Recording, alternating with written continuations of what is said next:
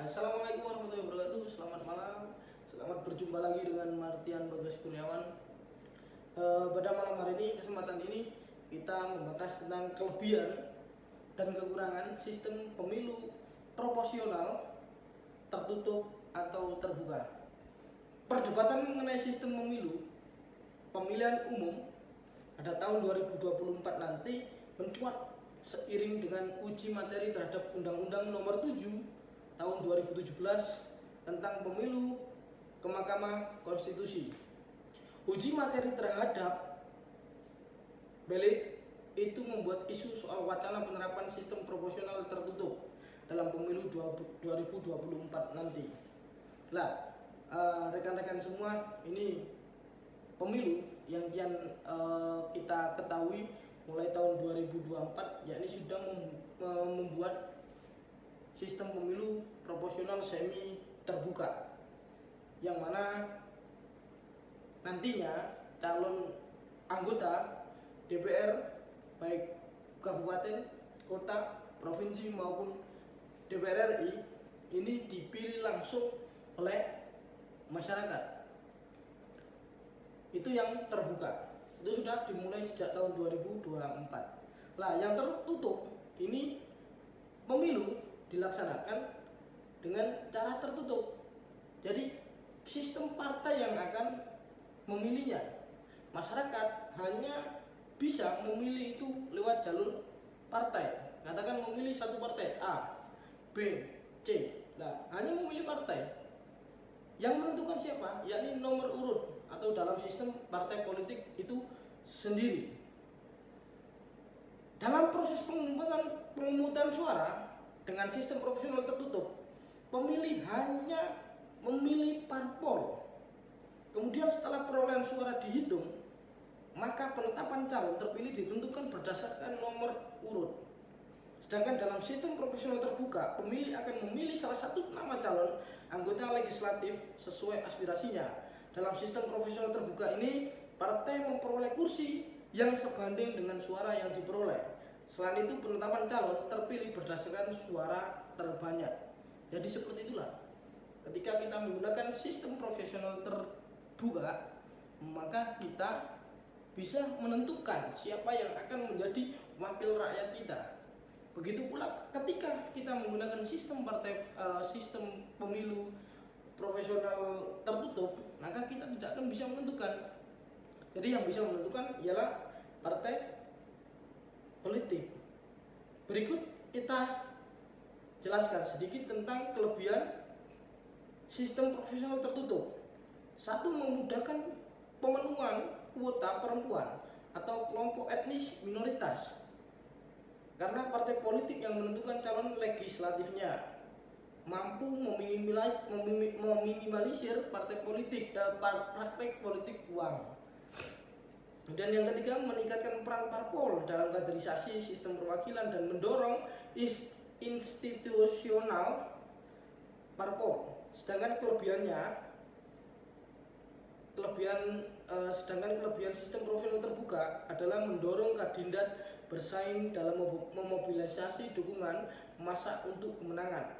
Pemilihan dapat memberikan suaranya secara langsung kepada kandidat yang dikehendakinya. Partisipasi dan kendali masyarakat meningkatkan sehingga mendorong peningkatan kinerja partai dan parlemen. Itulah tadi kelebihan. Yang pertama tadi proporsional tertutup, memudahkan pemenuhan kuota perempuan yang sampai hari ini menjadi dilema ya.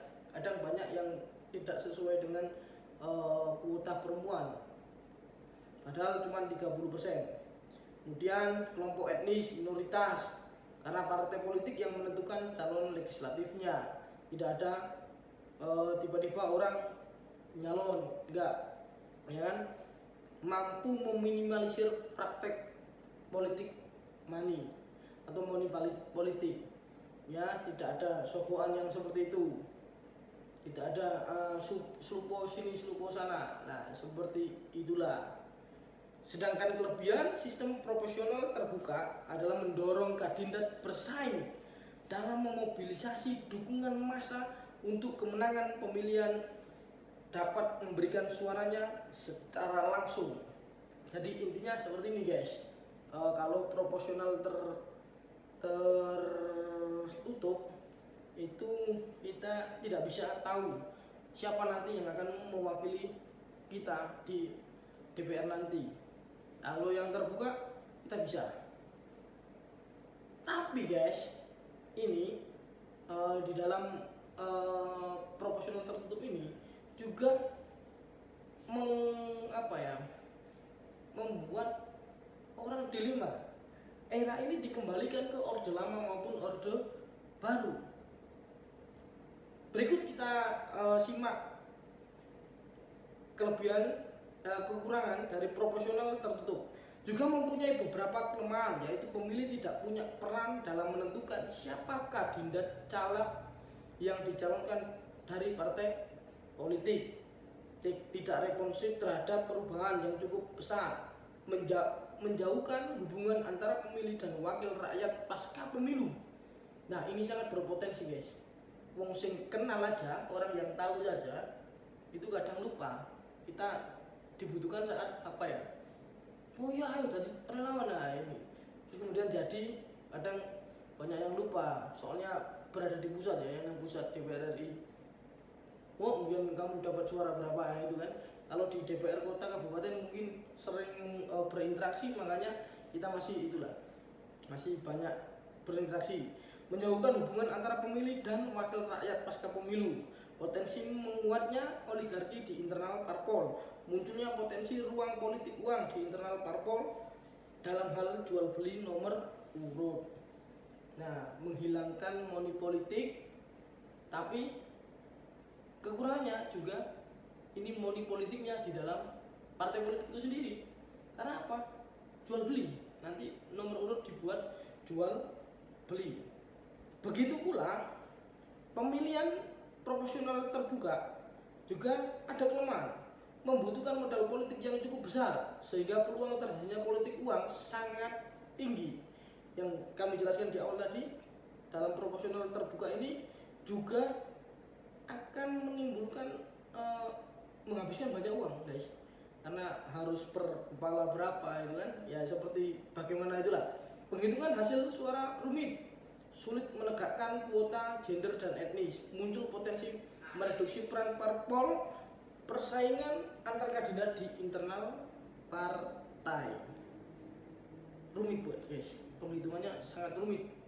Nah ini juga menguntungkan bagi KPU ketika, bukan menguntungkan, mohon maaf, saya ralat, memudahkan KPU kalau proporsional tertutup, karena yang dihitung hanya partai politik. Tapi kalau satu persatu ini kita lihat di tahun 2019 banyak pahlawan demokrasi ya yang meninggalkan mengakhiri hidupnya saat bekerja baik di TPS maupun di kecamatan, di TPS dan di kecamatan itu guys.